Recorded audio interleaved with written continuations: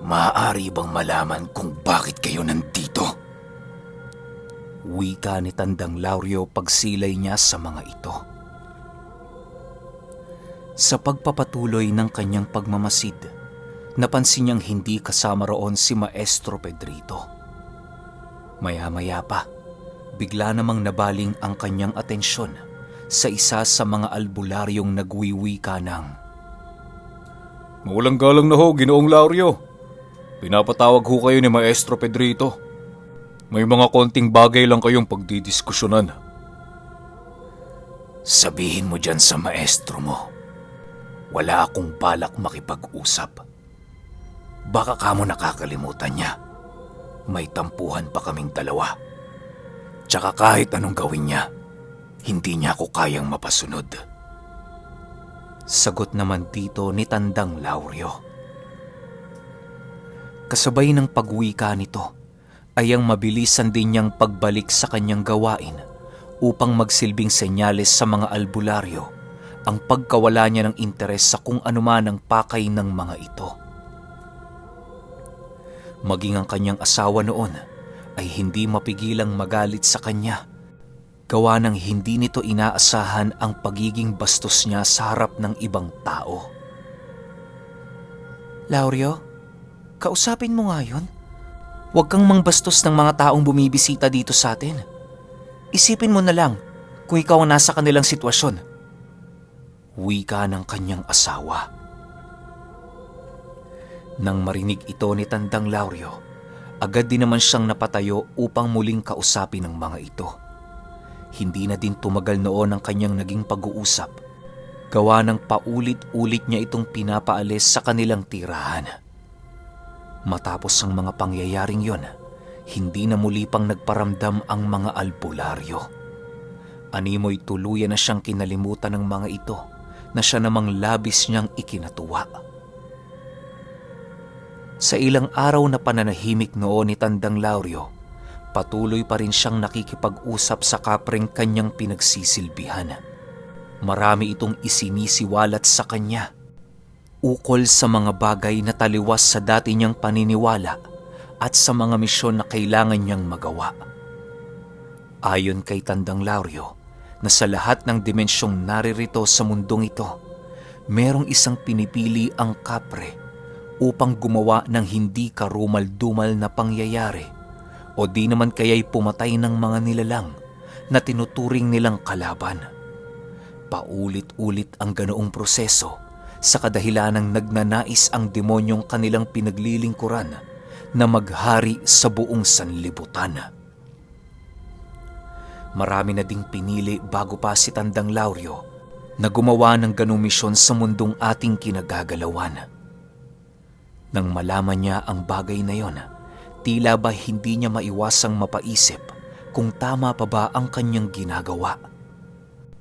Ang tanging rason kung bakit nakipag-isa doon si Tandang Lauryo ay ang maipakita sa lahat ng albularyong naroon sa kanilang baryo na meron din siyang angking galing pagdating sa kanilang larangan. Nais niya ring tingalain ng lahat at magkaroon ng atensyong kanyang inaasam. Yun lamang ang kanyang hinahangad kung kaya't nagawa niyang makipag-isa sa kapre.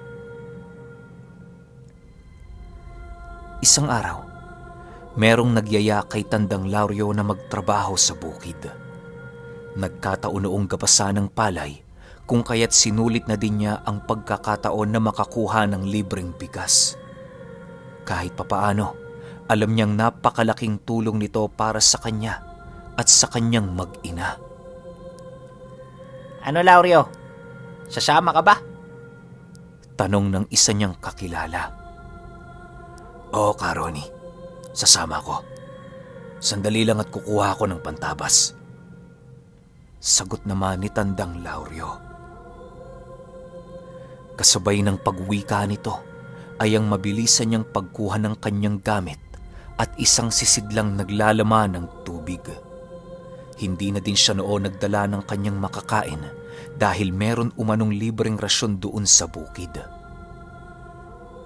Pagdating nila sa lugar ng may-ari, kanya-kanya na silang pumwesto sa kahon-kahon ng palay na kanilang aanihin.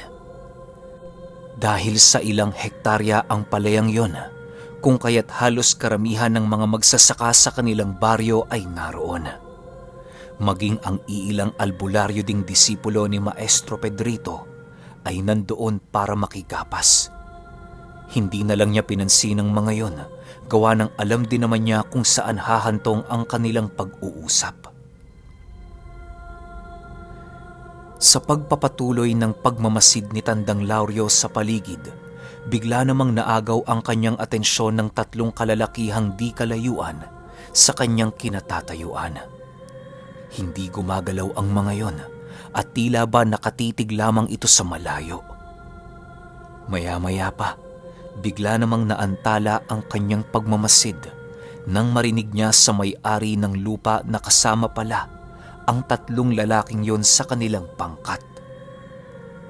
Paglapit ng mga ito sa kanyang kinaroroonan, bigla namang naamoy ni Tandang Lauryo ang amoy ng aswang. Ipinagsawalang bahala na lamang niya ang bagay na yon sa kadahilanang alam niya sa kanyang sarili na mas nangingibabaw ang kanyang pagiging isang demonyo. Nang matapos na ang pagbibigay sa kanila ng mga trabaho, agad naman silang tumungo sa lugar na kanilang paggagapasan. Bale, silang apat lamang noon ang gagapas ng 12 kahon ng palay, kung kaya't kinakailangan nilang magtulong-tulong. Kaibigan, Lauryo nga pala. Parang ngayon ko lang kayo nakita dito ha. Taga saan ba kayo? Wika ni Tandang Lauryo habang sila ay naglalakad. Nang marinig ito ng tatlo, agad din naman silang nagkatinginan na parabang nagdadalawang isip na magbigay ng kasagutan. Ilang minuto lang ang lumipas, nagwika naman ang isa sa mga ito ng, "Taga dito lang din ho kami, Manong. Madalang kaming pumunta sa bayan, gawa ng nagbabantay kami ng gulayan." "Ah, kaya pala. O siya, bilisan natin ang paggagapas ha. Marami pa akong gagawin sa bahay." Sagot naman niya sa mga ito. Matapos nilang mag-usap, narating na nga nila ang unang kahon ng palay. Nang akmang lulusong na si Tandang Lauryo, agad naman siyang pinigilan ng isa sa mga ito habang nagwiwika ng, Maghintay ka lang dyan, Lauryo. Kami na ang gagapas para sa'yo. Huwag kang mag-alala. Pare-parehas pa rin ang ating magiging hatian. Kasabay ng pagwika nito ay ang mabilis na namang paglusong ng tatlong lalaki patungo sa loob ng kahon ng palay. Wala nang nagawa noon si Tandang Lauryo kung hindi ang tingnan ng mga ito. Napagpasyahan niya rin noong magkubli sa mga damo nang sa gayoy hindi siya makita ng iilan nilang kababaryo. Sa pagpapatuloy ng kanyang pagmamasid, doon niya tuluyang nakumpirma na aswang nga ang tatlo niyang kasama. Halos hindi kasi nagpapahinga ang mga yon na parabang hindi tinatabla ng pagod. Napakabilis ding magtrabaho ng mga ito at halos hindi yun nakakaramdam ng gutom. Sa loob lamang ng 3 oras, nagawa ng matapos ng mga kasamahan ni Tandang Lauryo ang kanilang ginagawang paggagapas. Wala naman silang magawa noon kung hindi ang magpahinga sa gilid ng palayan upang hintayin ang mga kasama nilang hindi pa tapos sa kanilang mga tinatrabaho. Ang dalawa sa mga ito ay kinakausap si Tandang Lauryo, samantalang ang isa naman ay panayang pagsiyasat ng bawat butil ng palay na naisilid nila sa sisidlan. Umiikot-ikot din yon sa mga kahong kanilang pinaggagapasan na parabang meron itong hinahanap na bagay. "Mga Ginoo, maaari bang malaman kung anong uri kayo?" tanong ni Tandang Lauryo. Nang marinig ito ng dalawa, bakas sa pagmumukha nito ang labis na pagkagulat.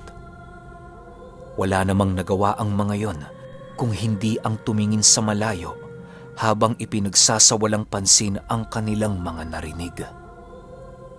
Maya-maya pa, bigla namang hinawakan ni Tandang Lauryo ang isa sa mga ito habang nagwiwika ng, "Kapag kinakausap ko kayo, sumagot kayo.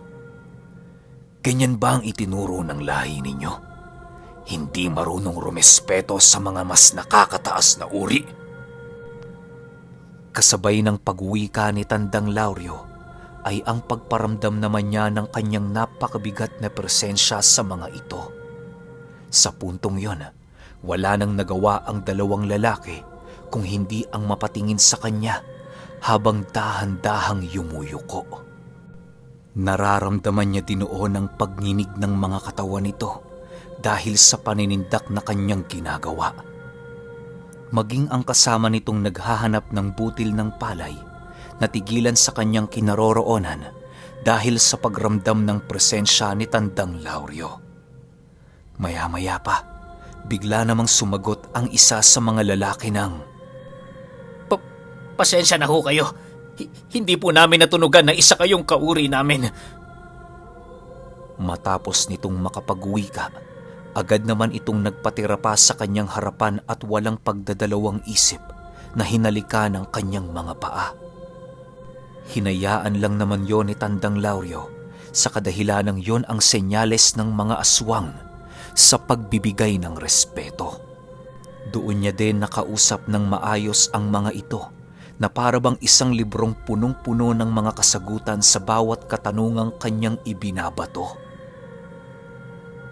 Sa pagpapatuloy ng kanilang pag-uusap, nalaman ni Tandang Lauryo na nasa hanay pala ng mga balbal ang mga ito na merong kalahating dugo ng isang mambabarang. Wala din umano silang gabunan kung kaya't nagawa nilang mabigyan ng mataas na pagkilala si Tandang Lauryo. Tandang Lauryo, kung wala ho kayong gagawin mamayang gabi, bukas ho ang aming tahanan para sa inyo. Maghihintay ho kami kung kailan nyo balak bumisita sa amin. Ipapaalam namin ito sa aming pamilya at sa iba pa naming mga kadugo. Wika ng isang lalaki. Kasabay ng pagwika nito ay ang pagbuhat naman nila ng mga sakong puno ng palay na kanilang ginapas. Sa pagbalik nila sa tahanan ng may-ari, laking gulat na lamang ng karamihan ng masipat nilang nagtatawanan at seryoso sa kanilang mga pinag-uusapan. Animoy sobra pa sila noon sa magkadugo na napakatagal nang hindi nagkita. Nang masipat ito ng iilang disipulo ni Maestro Pedrito, doon na dahan-dahang nag-umpisa ang kanilang pagdududa kay Tandang Lauryo. Alam kasi nilang aswang ang tatlong lalaking yon, kaya bakit naman siya magkakaroon ng panahong makipag-usap sa mga ito? Imposibleng hindi alam ni Tandang Lauryo na aswang ang mga ito, sa kadahilanang nagtataglay din siya ng malalalim na karunungan. Sa pagsapit ng gabi noong mismong araw, maaga pa siyang umalis sa kanilang tahanan. Pagdaan niya sa tahanan ni Maestro Pedrito, agad naman siyang hinarang ng iilan sa mga ito. Lauryo, butit napabisita ka. Halika, sumama ka sa amin. Naghihintay si Maestro Pedrito sa loob. Wika ng isa nitong disipulo pagkakita sa kanya. Nang marinig ito ni Tandang Lauryo, hindi naman niya nagawang tumutol sa nais nito. Pagpasok niya noon sa bahay ng albularyo, bumungad sa kanya ang iilan nitong mga kasama na taimtim na nananalangin. Agad din namang nakaramdam siya noon ng pag-init sa kanyang buong katawan na para bang naroon siya sa loob ng pugon na walang tigil na binabalot ng nagniningas na apoy. Kahit gano'n na ang nararamdaman ni Tandang Lauryo, pilit naman niyang pinapanatili ang pagiging kalmado ng kanyang katawan sa likod ng nagwawalang demonyo sa kanyang kalooban. Ilang minuto pa ang ginawa niyang paglalakad. Doon na nga niya nakita si Maestro Pedrito na nakaupo sa gilid ng altar. Hinihimas-himas nito ang hawak niyang buntot pagi habang patuloy na nag-uusal. Maestro Pedrito, narito na ho si Ginoong Lauryo. Wika ng isa sa kanyang mga disipulo. Nang marinig ito ni Maestro Pedrito, agad din naman siyang tumayo upang tunguhin ang kinaroroonan ni Tandang Lauryo. Labis siya noong nagtataka sa kadahilan ng gabi ito bumisita. O Lauryo, buti na pabisita ka. Kumusta ka na? Tanong nito. Hindi naman talaga ikaw ang pupuntahan ko. Hinarang lang ako ng mga disipulo mo nang madaanan ko ang pamamahay mo. Sagot naman ni Tandang Lauryo. Nang marinig niya ang sinabi nito, agad naman niyang inutusan ang lahat ng kanyang mga disipulo na bigyan sila ng pribadong lugar. Nang mapagtanto niyang wala na ang mga ito, doon na dahan-dahang inilahad ni Maestro Pedrito ang pakay niya kay Tandang Lauryo. Lauryo, may galit ka ba sa akin? Ha? Pakiramdam ko, ikaw ang demonyong nagtangka sa buhay ko. Sabihin mo lang, Lauryo, nakahanda ako makipagduelo sa'yo. Wika ni Maestro Pedrito. Masama ang magbintang ng walang basihan, Pedrito. Sa sinabi mo ngayon, mas lalo pa akong nawala ng respeto sa'yo. Kung gaano kataas ang tingin sa'yo ng iyong disipulo, salungat nito ang pagtingin ko sa'yo. Wala kang pagkakaiba sa mga taong mapanghusga sa kanilang mga kapwa. Kaya siguro, pinagbabalakan ka ng mga demonyo dahil sa mga kasamaang gawa mo. Sagot naman ni Tandang Lauryo. Nang marinig ito ng matanda, agad naman siya nitong hinampas ng hawak-hawak nitong buntot pagi. Hindi na lamang niya ito pinatulan upang hindi na lumala ang mga kaganapan. Sa pag-alis ni Tandang Lauryo sa lugar na yon, panay naman ang kanyang ginagawang pagngisi na parabang labis itong nasisiyahan sa mga nangyari. Matapos ang mga pangyayaring yon, muli na naman niyang ipinagpatuloy ang pagbagtas niya ng daan patungo sa tahanan ng mga nakilala niyang aswang. Ilang minuto pa ang lumipas, narating na niya ang isang daan kung saan wala ng bahay na nakatayo. Ayon kay Tandang Lauryo, na puro puno ng saging ang kanyang nakikita sa lugar at mga nagsisitaasang talahib. Marami din siyang naririnig na huni doon na indikasyon na maraming hayop ang naninirahan sa lugar. Maya-maya pa, bigla namang naantala ang kanyang paglalakad nang makaamoy siya ng kakaiba sa hangin. Alam niyang amoy ito ng isang aswang kung kaya't pinili niyang pagmasdan ang buong paligid. May naririnig na din siya noong mga huni ng ibon na kadalasang pagmamay-ari ng aswang. Ilang minuto pa ang lumipas, patuloy naman niyang pinakikiramdaman ang mga yabag na kanyang naririnig sa buong paligid. Sa pagsipol noon ni Tandang Lauryo, narinig naman niya ang pagsipulasan ng mga ito na parabang meron itong iniiwasang demonyo. Matapos ang mga pangyayaring yon, bigla namang lumitaw sa kanyang harapan ang sigbing kanyang inaalagaan. Meron itong tangan-tangang aswang na patuloy ang pagpupumiglas. Nang masipat ito ni Tandang Lauryo, agad din naman niyang inutusan ang sigbin na ito ay pakawalan. Pagsipat ng aswang sa kanyang kinatatayuan, ay halos manlambot ang buo nitong katawan nang masipat niyang nanlilisik ang mga mata ni Tandang Lauryo. Hindi ba kayo naabisuhan na bibisita ko sa inyong lugar? Naabisuhan ho. Subalit, hindi ko ho inaakala na kayo ang taong yon. Sino ho ba kayo? Bakit hindi ko maramdaman ang presensya ng demonyo sa inyong kalooban? Tanong ng nilalang. Dahil hindi mo naabot ang antas ng aking kakayahan. Masyado ka pang mababa kung ikukumpara sa aking karunungan. Sagot naman dito ni Tandang Lauryo. Matapos nilang mag-usap, ninais na lamang nilang maglakad pabalik sa tahanan ng tatlong lalaki. Nang marating nila ang bahay nito, bumungad sa kanya ang iilan nitong kamag-anak na nagluluto sa bakuran ng kanilang tahanan. Nasipat niya din ang iilan nitong alagang sigbin na patuloy lang namang nagmamasid sa paligid. Nang maramdaman nila ang presensya ni Tandang Lauryo, agad naman nilang itinigil ang kanilang mga ginagawa. Pinili nilang magsikumpulan sa gilid ng kanilang tahanan habang hinihintay nila itong makalapit sa kanila. Sa paglapit ni Tandang Lauryo sa kinaroroonan ng mga ito, agad din naman siyang nilapitan ng tatlong lalaking kasama niya sa palayan. Panay ang ginagawa nitong pakikipag-usap sa kanya habang hinihintay ang kanilang mga nilulutong handa. Ilang oras pa ang lumipas, nagpaalam na itong si Tandang Lauryo na uuwi na. Hindi kasi siya maaaring magtagal sa lugar na yon, gawa ng kinakailangan din siya ng kanyang pamilya.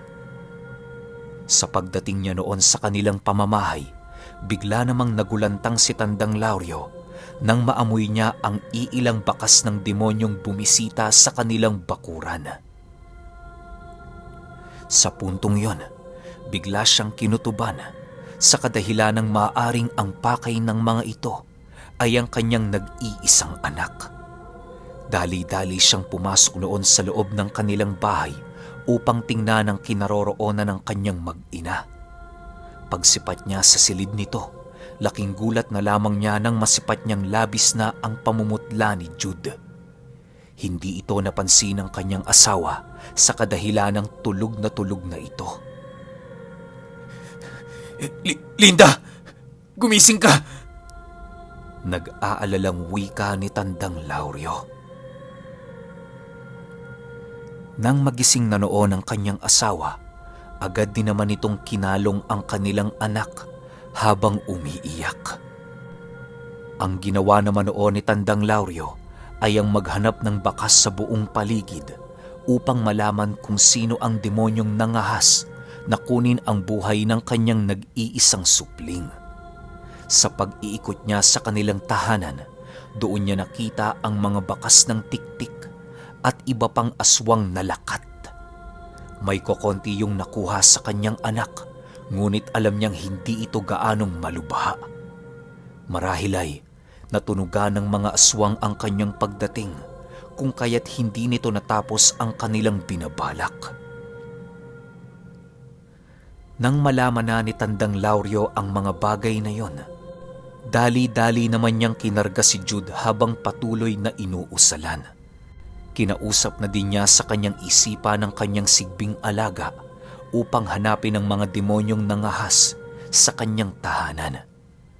Nang bumalik na sa normal ang kanyang anak, napagpasyahan naman niyang patulugin ito at magdamagang bantayan.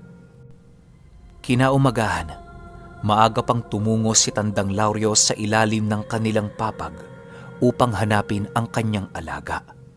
Sa paghimas niya sa buhok nito, doon niya nakita ang lahat ng pangitain ng sigbin noong mismong gabi. Ayon kay Tandang Lauryo, napakalayo ng nilakbay ng nilalang na yon, matuntun lamang ang pinapahanap ng mga demonyo. Napag-alaman niyang nanggaling pa ang mga tiktik sa ibang baryo na labis niyang ikinagalit. Sa pagsapit ng gabi, napagpasyahan niyang dayuhin ang mga ito sa kanilang mismong lugar. Pinaiwan niya ang kanyang alaga sa kanilang tahanan upang bantayan ang nag-iisa niyang anak. Sa pagdating ni Tandang Lauryo sa ibayong baryo, mabilisan naman niyang tinunton ang kinaroroonan ng mga ito. Habang papalapit siya sa bahay ng mga tiktik, patindi naman ng patindi ang kanyang nararamdamang galit. Nang marating niya ang isang kubong nasa tabi ng sapa, Doon sumambulat sa kanya ang baho ng mga nabubulok na karne. Naririnig niya din ang mga tiktik na nagsasagawa ng kanilang mga ritual upang makapagpalit ng kanilang mga anyo. Maya-maya pa, bigla na lamang tumahimik ang buong paligid at kasabay nito ang pagsipulasan ng iilang nilalang di kalayuan sa sapa.